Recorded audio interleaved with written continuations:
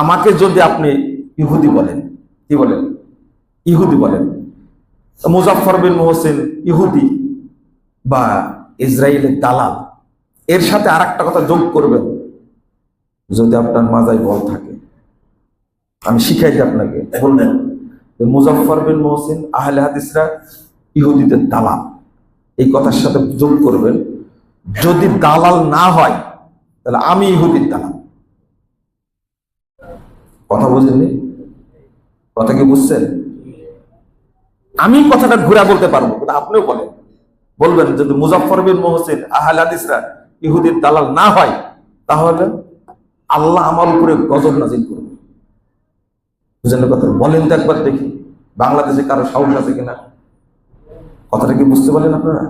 এইটা বলেন, আহলে হাদিসরা ইহুদিদের দালাল। যদি দালাল না হয় তাহলে আমার উপরে আমার বউ হারাম হয়ে যাবে। বলেন তো, একটা বাক্য শুধু বাড়ায় বলেন।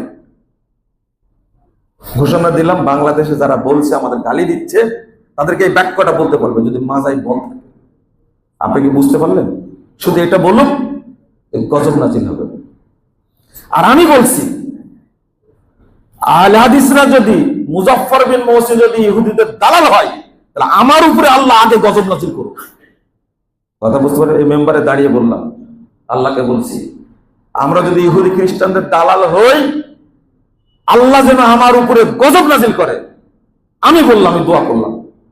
তুমি যদি বলতে না পারো, আমি যদি না শুনি এটা, তাহলে আমরা বুঝে নেব কি তুমি কথাটা কি বলতেছ সত্য না হলে গালিটা ঘুরে যায় না?